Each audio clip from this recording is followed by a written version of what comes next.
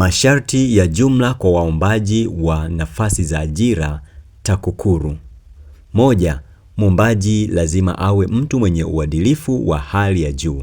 2, mwombaji asiwe na rekodi yoyote ya uhalifu. 3, awe tayari kufanya kazi katika wilaya yoyote Tanzania bara. 4, mwombaji lazima awasilishe nakala za vyeti halisi zilizothibitishwa.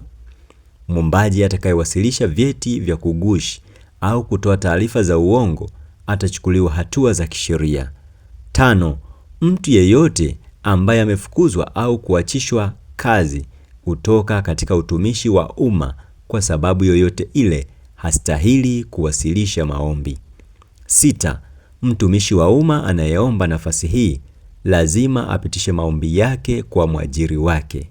7, mwombaji lazima aambatishe nakala za hati zilizothibitishwa zifuatazo: A, vyeti vya shahada au stashahada ya juu na nakala ya matokeo ya masomo.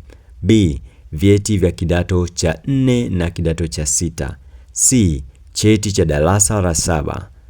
D, vyeti vya kitaalamu pale inapohusika. E, cheti cha kuzaliwa. F, picha moja ya ukubwa wa pasipoti iliyopigwa hivi karibuni. Namba 8, vyeti vya kitaaluma vilivyotolewa na taasisi za elimu za nje ya Tanzania lazima vithibitishwe na mamlaka husika za udhibiti hapa nchini: TCU, NACTVET na NECTA. 9, mwombaji lazima aambatishe wasifu yaani CV ukijumuisha maelezo kuhusu uzoefu wa kazi, anwani ya makazi, anwani ya posta, barua pepe na nambari ya simu. 10, mwombaji lazima awasilishe majina na mawasiliano ya kuaminika ya wadhamini watatu. 11, kitambulisho cha taifa yaani NIDA au nambari ya utambulisho wa NIDA ni lazima. 12, barua za uthibitisho, sehemu ya nakala ya matokeo ya masomo na slipu ya matokeo ya mtihani hazitakubaliwa. 13, barua ya maombi lazima iandikwe kwa mkono kwa lugha ya Kiswahili au Kiingereza.